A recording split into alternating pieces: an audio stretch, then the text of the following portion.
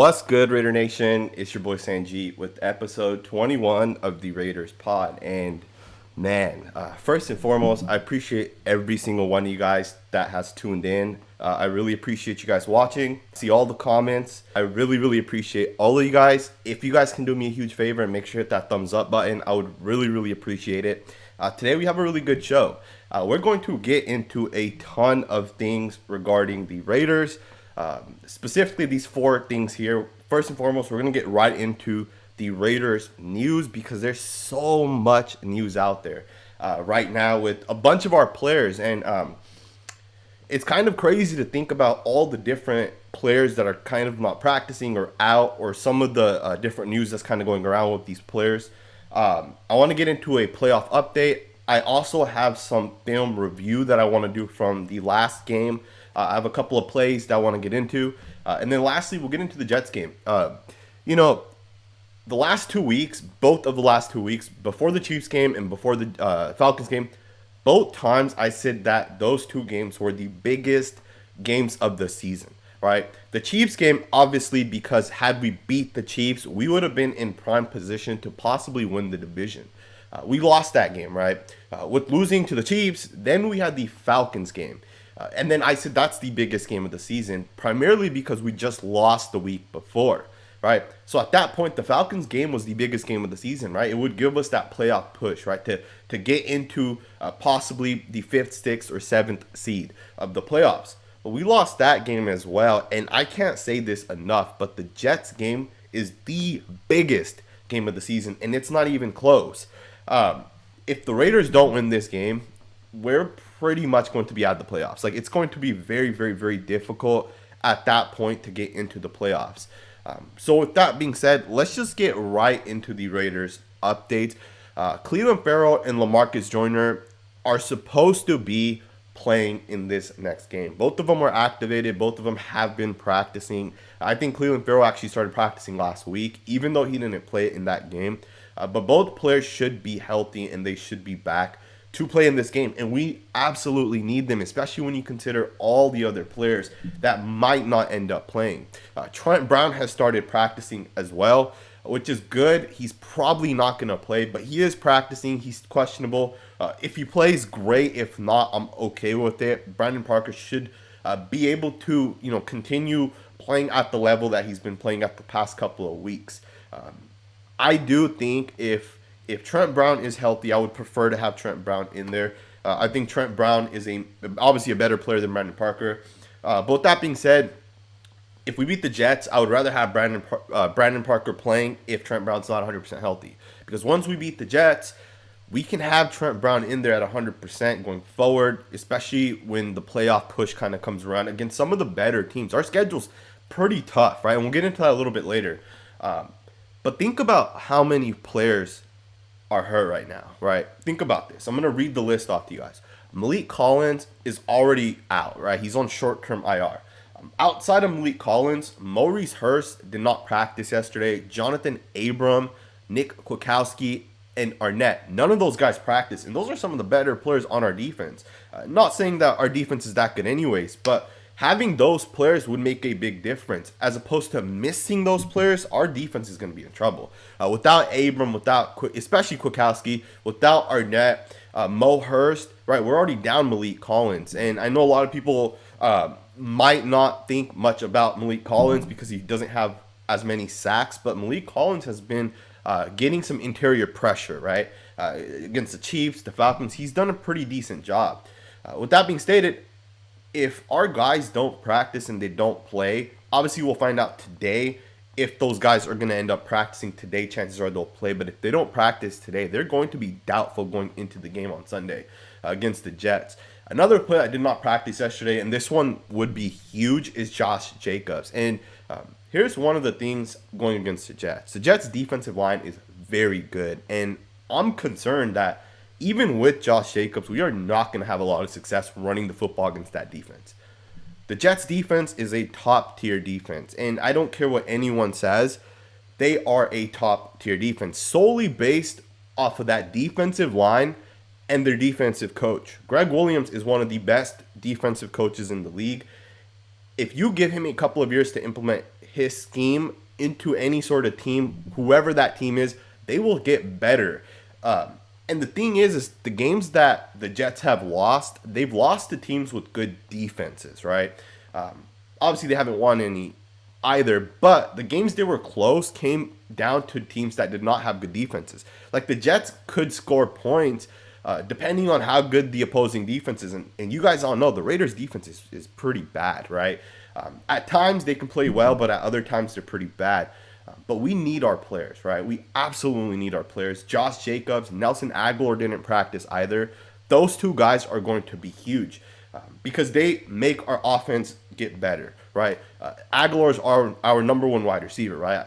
Not including Darren Waller. Aguilar is the guy for the Raiders. And I know he's had some drops, but when it comes to deep touchdowns and deep passes, he is the guy that opens the field up.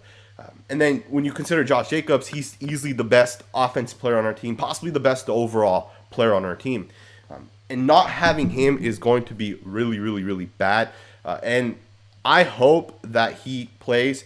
But with that being stated, I do also want to talk a little bit about that playoff update, right? Here's the thing, right? Right now, if you look at the playoff pictures, you can see right now what it's kind of looking like, right?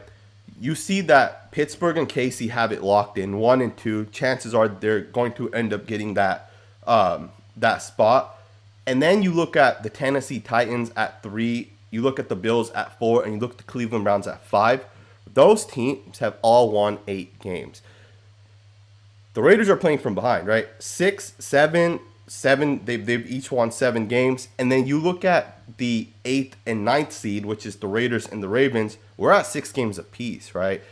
Just to catch up and get into that 6 or 7 range, we have to be able to win the rest of our games. And I am seeing some comments saying that the video quality is a little bad. So let me just try to fix that really quickly.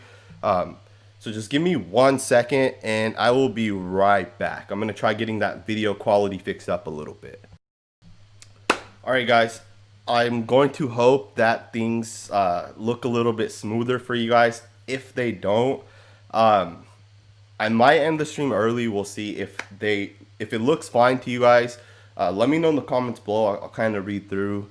Hopefully the quality's fine. I mean, I have super fast speed. I am getting some messages on my screen that it might be choppy. We'll see how it looks. Let me know in the comments below. Okay, so I see a couple of comments saying it looks fine. Hopefully it works fine. Again, I mean, I'm connected to the Ethernet and internet should be fast. So I'm not sure really what's going on, but hopefully it works fine going forward. Let's get back into the playoff picture, man. Here's the thing with this playoff picture. If the Raiders lose this game against the Jets, we're 6-6. Assuming the Colts Dolphins win, we're probably not going to make the playoffs. Like, this Jets game is the easiest game probably of the season to a certain extent, right? Like, I don't want you guys to think that the Jets are a bad team, because the Jets are not a bad team. Like, the Raiders have struggled, at least from what I've noticed, and maybe you guys think something else. I've noticed that the Raiders struggle with teams that have good defenses. Like, we can't run the ball, and there's so much we can't do, and it kind of impacts our offense, right? The Falcons defense wasn't great, but what the Falcons defense did was they're very good in pass coverage. So when it comes to pass coverage, if the Raiders can't run the ball and then get those throws, it gets very difficult. Obviously, the turnovers really killed us against the Falcons, but we're 100% going to have to figure out how we're going to make the playoffs. Obviously, we still have the Colts. We still have the Dolphins. We have to win those 2 games because those teams need losses on their record, right? If those 2 teams beat us, if both of those 2 teams beat us, we're out of the playoffs, right? More than that, we have to get to 10 wins minimum. Now, here's our remaining schedules. We have the Jets this Sunday. After that, we have the Colts, then the Chargers, then the Dolphins, and then the Broncos. And would I be crazy to think that there's a possibility if we lose to the Jets, we can just lose the rest of our games? Like, is that a possibility? Because, I personally love this team, and I think we're a very good team, but I would not be surprised. Like the Colts, the Dolphins, those two teams are playoff teams, and those two teams have some of the top tier defenses. And that is what scares me, right? I don't want to go up against teams that have top tier defenses because our offense, in my opinion, is not there yet, right? Like we're a good offense, but we've struggled every single game when it came to playing top tier defense. You look at the Patriots game, you look at the Buccaneers game, we flat struggled, right, in those games. The Colts and Dolphins have great defenses. Even the Chargers, right? Like we beat them on the last play of the game. Like they could have easily won that game. And honestly, I think the Chargers had a missed extra point. Had they not had that missed extra point, they didn't have to go for to tie the game. They could have just kicked the field goal and tied the game, right? Because they were in that range to get a field goal. Obviously, they were down by 4, so they had to score a touchdown. But the Chargers could easily beat us the next time we play them, right? So you think about this: the Colts, the Chargers, the Dolphins. That's 3 games we can possibly lose, and those are 3 teams with good defenses, right? The Jets, the Broncos. The Broncos, I think we should absolutely, easily, in my opinion, be able to beat them, right? You consider how bad we played in the first half against the Broncos, and we still blew them out. If we don't have that bad of a game against the Broncos, we should be able to win easily, right? The Jets game, man. This one's going to be very, very interesting. The playoff picture, it looks good. It definitely does look good for the Raiders, right? But the Dolphins and Colts is going to easily be the biggest game of the season for the Raiders. Obviously, we got to get through the Jets. We cannot take the Jets lightly. If the Raiders come in and take this Jets team lightly, we are going to get our asses kicked. With that being stated, I want to get into some film because there were 2 plays specifically that really 100% stood out to me. And I want to show them to you. And I'm going to just share this play with you guys first. The first play is this Waller play. You guys can watch it. I'll let it play a couple of times. You're going to see that Derek Carr throws the ball deep to the left of the field to Darren Waller. And Carr underthrows Waller. And I want you guys to watch it. Let it go back to the all-22 or the wide angle. And look at Waller at the top of the screen. Like the guy has a step on that corner, and DC underthrows it. Now, we ended up settling for a field goal on this specific drive, but this play right here would have put us within 3 points, right? Had DC thrown a better pass here to Darren Waller, this is a touchdown. And this is some of the things that, as a Raider fan, I want to see Derek Carr improve on these types of things. Like, you have to be able to hit Waller in stride in the end zone and let him catch it, right? He beat this guy right off the line of scrimmage. And I think that was a corner, or maybe it was a safety.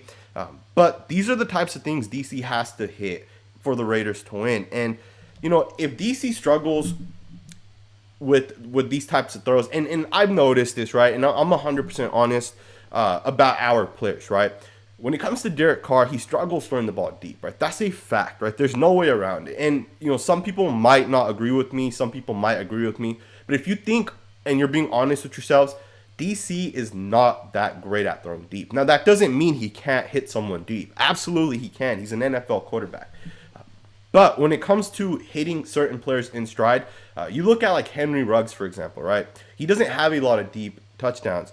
You look at Waller. He doesn't have a lot of deep touchdowns, right? It's not that those guys can't beat guys deep, right? It's just that the opportunities aren't there as much, right? Like, the Chiefs send someone deep every other play.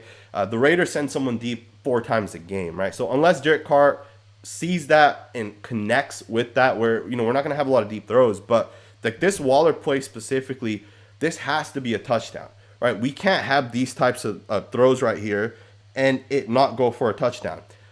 We'll have these types of plays against the Jets.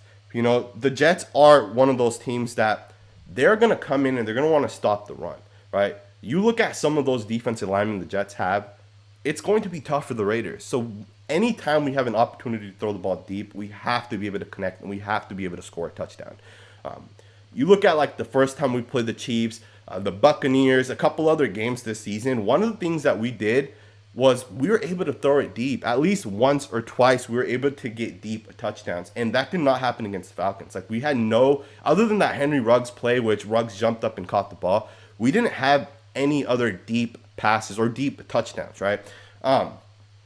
Another thing that Carr did not do against the Falcons that he did in the past was run with the football. That, in my opinion, is one of those things where if DC does it, it makes our offense so much better. Like, watching the film, and I regret not having this play to show you guys. Watching the play, there was two specific plays that I saw that DC had the opportunity to run and possibly pick up 4 or 5 yards and possibly even get a first down. Instead, he threw it deep and it was incomplete, right? And those plays, like, I like the aggressiveness that Carr has, but at the same time, I personally would rather get the first down and play for the next down, right? And it's crazy because sometimes we say, oh, he doesn't take enough deep shots. But I think, like, within this offense, we should take what the defense is giving us, right? They're going to allow DC to take off running, run, and get those extra yards. Like, I don't think DC ran at all against the Falcons. Maybe I can be wrong, but I'm pretty sure he did not run at all. But if he's able to extend plays, take off running, that's going to make it that much harder for the defense. So against the Jets, you're going to have to do that 100%. The next play I want to show you guys, and this is more of just something that I've noticed, that's Trayvon Mullen and Arnett and their ability to tackle. Like, these two young corners, first-year corner and second-year corner, these guys tackle. And I could not be happier with how we got these two corners, and that too, they're starting, right? Like, it's not like we're kind of scared, they're corners and we don't want to get beat. No, like, these guys are out there, they're starting. Like, there's no excuse for the Raiders to not be so much better in next year or even the year after that, right? The first play you guys see right here, Mullen, great job recognizing the screen and running up there and hitting someone and wrapping up and bringing the receiver down, right? These are the types of things that I want to see, right? And then, of course, you see that Arnett play as well. Those are the types of things I want to see from our corners. Like, I want them to be able to go up, make tackles, because we haven't had that. Like, for a really long time, we haven't had corners that are willing to go up and tackle. Like, we had to deal with Garyon Conley for like 2-3 years.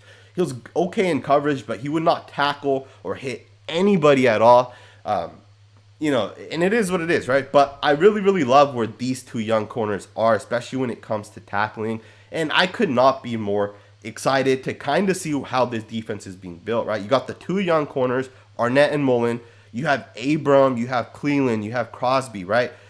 There's so much right now that is going for this defense. And I'm very, very excited to kind of see where this defense ends up in a year, 2 years, or even 3 years down the line, right? But with that being stated, let's get into the final topic of this video, and that is the Jets preview. Now, I've already been talking about the Jets throughout this video, but I really want to get into some of the details of this team and just give you guys my thoughts and opinions on this team. First and foremost, easily the one thing the Raiders have to do, and the one thing that the Jets are not good at, is protecting the quarterback. Like, the offensive linemen have given up 19 sacks, right? And those are sacks that the offensive linemen just lost their reps. So those aren't sacks that, Sam Darnold held on to the ball too long or Joe Flacco held on to the ball too long. Those are sacks that 100% the left tackle got beat, or the right tackle got beat, or the center got beat. In fact, the center for the Jets has allowed 4 sacks and 5 quarterback hits. Like, the Raiders' defensive tackles, the interior defense tackles, should absolutely be able to eat this game. Like, if the Raiders are able to get after Sam Darnold, we will win this game. And there's no game for the rest of the season where we should have more sacks. If the Raiders get 5 sacks, which is a ton of sacks, if the Raiders get 5 sacks, we win this game, right? I know it's a ton of sacks, but it is possible, right? Max Crosby, Cleveland Burrow, if he's back, Nasib, those guys can get after people. And I have confidence that with how bad that offensive line is, the Raiders should be able to get in there and get that pressure. One of the things that I think is underrated about the Jets is their offensive wide receivers. I think their receivers are very talented players. And I know it hasn't 100% clicked, but you got to keep in mind, right? The Jets' 3 top wide receivers is Jamison Crowder, Brashard Perryman, and Denzel Mims. 2 of those guys were not here last year. And between them not being here and Sam Darnold not being 100% healthy, they haven't been able to 100% get on pace and really be able to do what they were brought in to do, right? But remember, we thought Sam Darnold sucked, and last year he came into the Raiders game and he tore us apart. And I don't think it's going to be any different. I feel like in this game, I really feel like Sam Darnold's going to have a good game, and for the Raiders to win, we have to be able to get sacks and we have to be able to force some turnovers. Like, if Abram plays, get another interception. Isaiah Johnson, get another couple of pass deflections. Kwiatkowski, your interception didn't count last week, but maybe this week it will, right? We have to be able to force turnovers. Those three wide receivers are not bad players, right? Sam Darnold is not a bad player. I know it hasn't clicked yet, but it's similar to Carson Wentz, right? Carson Wentz isn't a bad player, but at the end of the day, the offensive line and the weapons all have to come together for a quarterback to have success. We kind of see it as Raider fans with Carr, right? This is Carr's possibly his second best year other than 2016. The difference in 2016 and this year, as opposed to every other year, is the talent and the offensive line that Carr's had, right? That's been the biggest difference. You see how much better Carr is with good players around him. If Sam Darnold has good players around him, he's a better quarterback. And this year, their team is better than their last year's team, in my opinion, right? The players have gotten better. They have lost a key player. Obviously, Jamal Adams is now with the Seahawks. But they replaced Jamal Adams. And let's get into the defense a little bit. First and foremost, the Jets replaced Jamal Adams with a safety who I think is going to be a very good safety, Ashton Davis of Cal. I think they took him in the second or third round of the draft last year. He is a rookie, but he's a very good football player. And I'm not saying he's going to have like this huge impact this year, but I think in the future he will. But I think he's still a very good football player. So really, the Jets haven't lost a whole lot from last year. And I think the biggest difference from last year to this year is Quinnen Williams. The guy is really showing up. Like, he has 6 sacks, 7 quarterback hits. He's been after the quarterback this whole entire year, and he hasn't even played in every single game. Like, he's been hurt. So he's missed some games. But the Raiders are absolutely going to struggle running the football because the Jets are going to come in and they're going to want to stop the run. So for the Raiders to have success, we have to try running, but then we have to be able to play action and take deep shots. Like, Ruggs has to catch a deep touchdown and Aguilar has to catch a deep touchdown. I don't think the score of this game is going to be that high, right? I don't think the Raiders are going to score more than 25 points. Like, I just have a feeling that you consider last week against the Falcons. I think the Jets have a better defense than the Falcons. Our offensive line has to show up. Like, Brandon Parker is going to be tested. Like, that defensive line is very good. The Jets have 3 good defensive linemen that can all rotate back and forth. Their edge rushers are pretty good as well. Their linebackers can fly to the football. Their secondary is pretty good. And they're only getting better. So the Raiders have to show up, man. I'm going to be super disappointed if the Raiders don't win this game because we're a better football team today, right? At least from like an offensive perspective. Maybe the Jets defense is better. But even then, our defense has had its moments, right? And the Jets offense isn't that great. But we know what that doesn't mean a whole lot when you play the Raiders defense, right? So we'll kind of see what happens. I hope you guys enjoyed this video. I apologize for the 2-3 minute delay I had at the midpoint of this video. But if you guys enjoyed this video, let me know in the comments below what you guys enjoyed. Make sure to hit that thumbs up button, man. It really does help me a lot. And I look forward to this game. And I hope you guys enjoyed this game as well. Some of you guys have mentioned you don't have any Raiders gear on today. I don't have any Raiders gear on today. But I will have Raiders gear on for the post game on Sunday. So I hope you guys enjoyed the video.